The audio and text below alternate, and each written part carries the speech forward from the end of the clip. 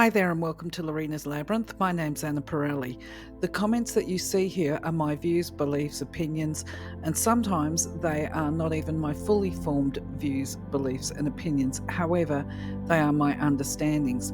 Please do retain an open mind and reflect on any of the content and your comfort levels.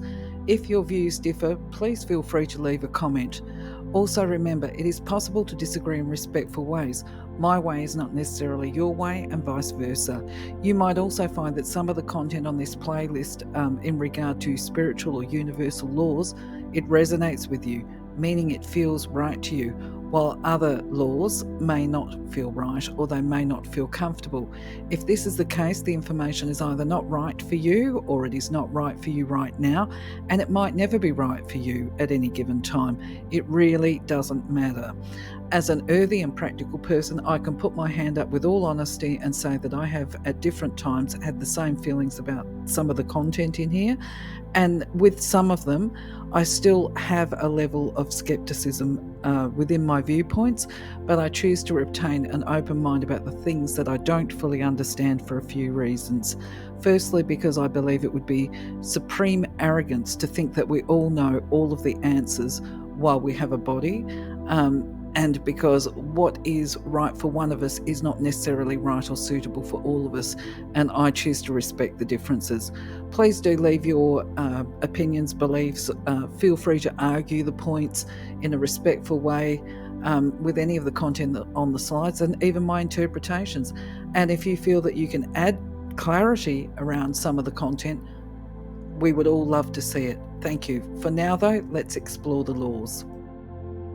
All creation is governed by law.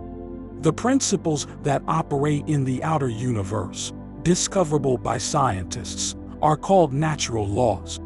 But there are subtler laws that rule the hidden spiritual planes and the inner realm of consciousness.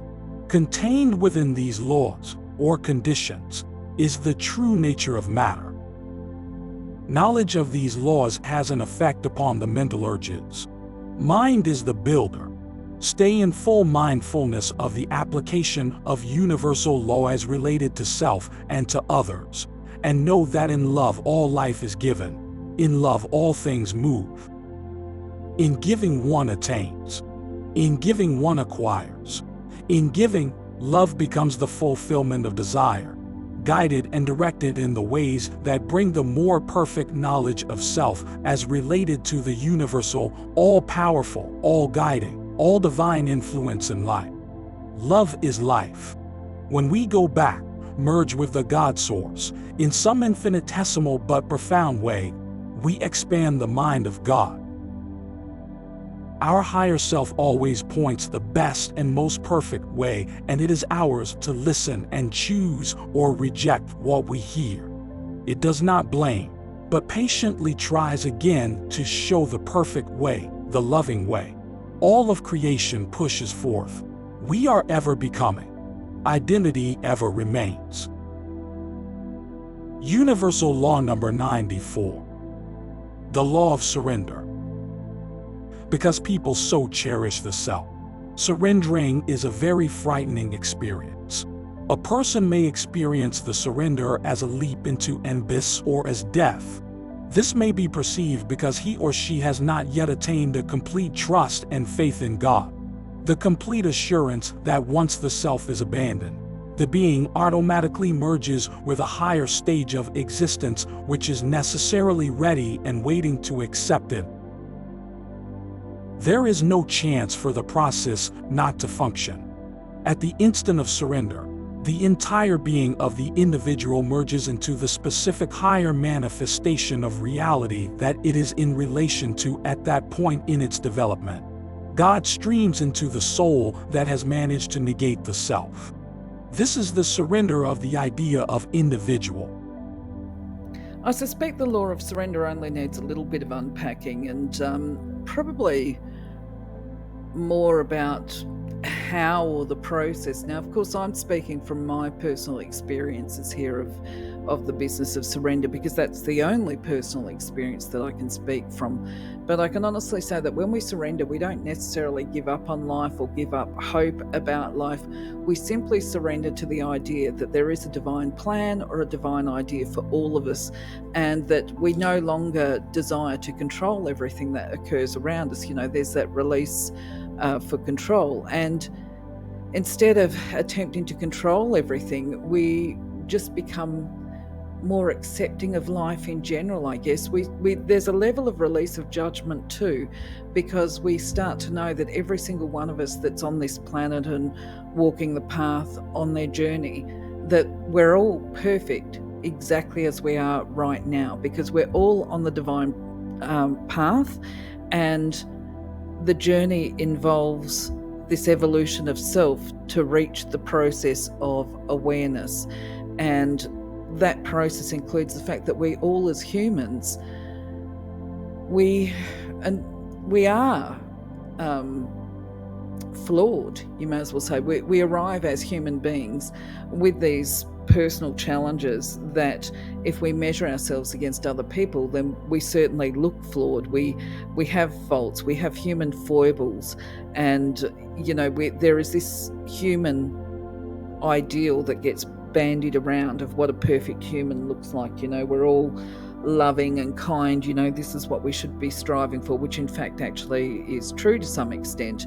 But the question would be, is it particularly realistic? So the idea of surrender is accepting that actually, that's the ideal, that's the pathway, that's the end goal. And as we get to that end goal, we are overcoming these human foibles, these imperfections, if you like, that we would consider to be imperfections, but are actually, this may be a little bit confusing. How can I clarify this?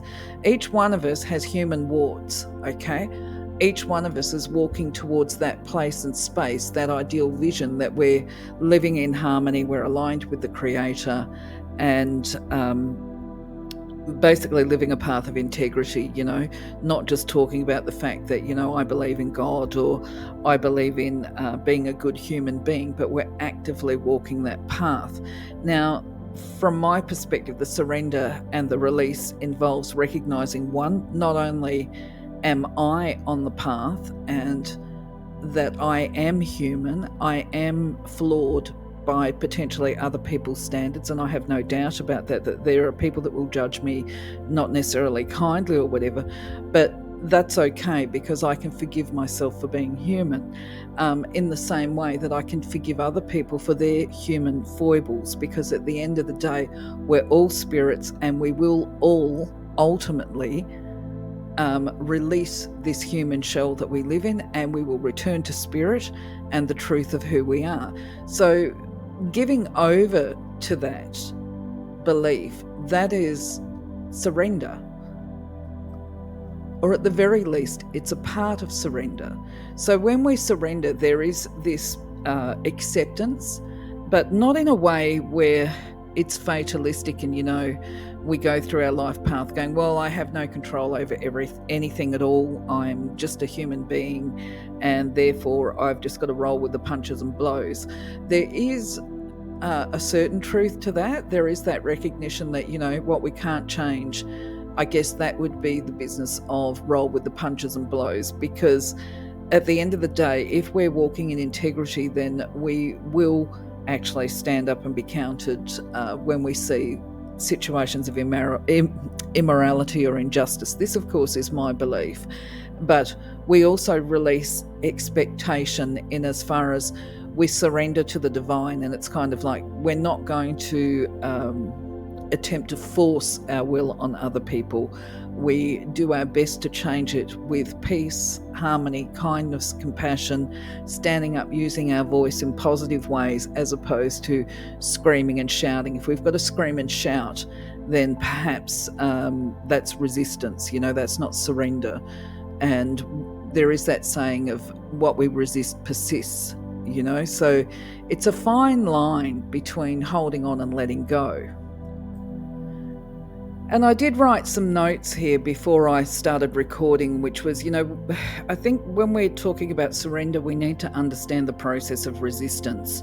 And the process of release and surrender is, I suppose, can be equated to the saying of, be like the river and go with the flow, work smarter, not harder, right? The rivers and the oceans and the waterways, they go with the force of nature. And when there's an obstacle in their path, such as the rocks, they rarely will push up against those rocks to break through them. I mean, obviously you will get this at the edges of oceans where you get erosion, but it takes a long, long time to break down the rocks. And most of the time, in life, waterways or water will travel around the obstacles and reunite outside of it. Like if you looked at the turbulent water rapids, sometimes that's what life is. It's like people smashing into these obstacles and then filtering and breaking around and then reconnecting on the other side. So that's about continuing on the pathway, and instead of trying to beat through the obstacles, work around them. So then I had some other thoughts in regard to this, that as humans we're conditioned that part of our earthly existence is to believe that we must try and control all these things around us, especially once we've applied judgment to it, such as right and wrong, and basically resist people that go against our ideas. Now, the bottom line is, as individuals within a group, with respect for everybody, we must actually, for the sake of sanity, if nothing else, respect the right of people to be different and just let it go. Now, this letting go is purely just releasing the desire to control others and circumstances. So when we talk about that, we are talking about, to a level, releasing control of our environment, and that absolutely can leave us feeling very vulnerable. And yes, it does feel very frightening, and it can really take a leap of faith to surrender and actually maintain faith through the process, because obviously you've got to overcome fear. Now, as people may know, obviously I left a relationship of violence, and during that process it becomes that awareness or the recognition. If we talk about leap of faith and surrender in the simplest terms, it's that recognition that this has to end, it's got to stop, because if I don't shift away, there's going to be an extreme ending to this problem.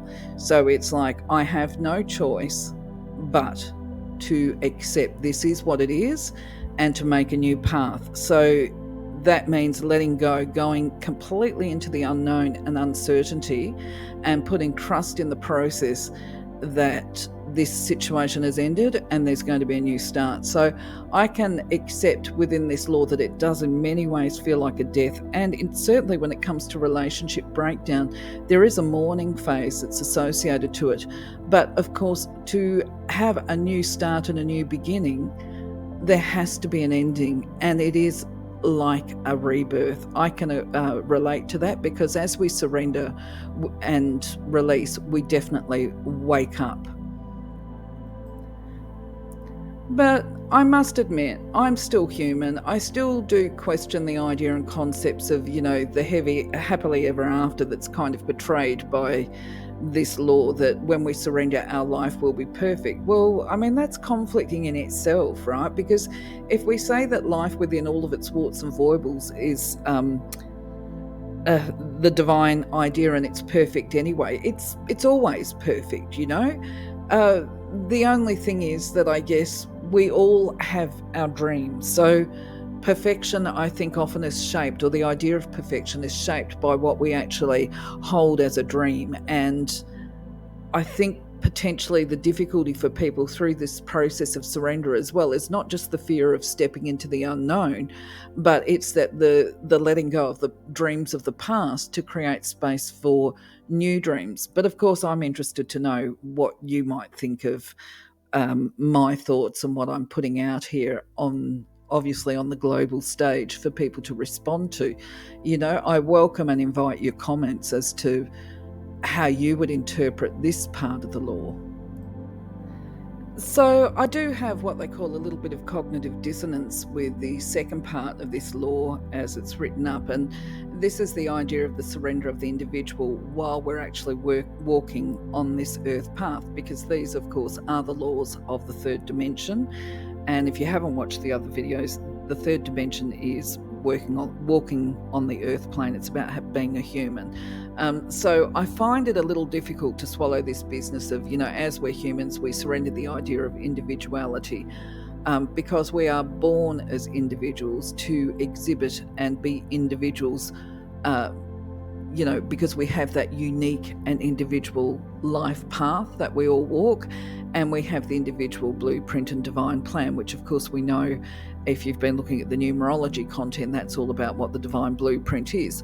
So the idea of surrendering the individuality whilst we're humans, it resonates, but it doesn't resonate. And this might be to do with language and words, because to some extent, I suspect that when they're saying that we release the individuality, that they're actually referring to this business of we become aware that the universe doesn't revolve around us, that on the big picture, we're just a dot on the map, and there is more to the world than you or me individually and what we want, or what we would like to see. And if we retain this individual, self-focused, obsessive pathway of life, it would just be, I sort of see it as a bunch of balloons in a room with people involved in the middle of these balloons, all just banging off each other, which would be horrendously conflicting. So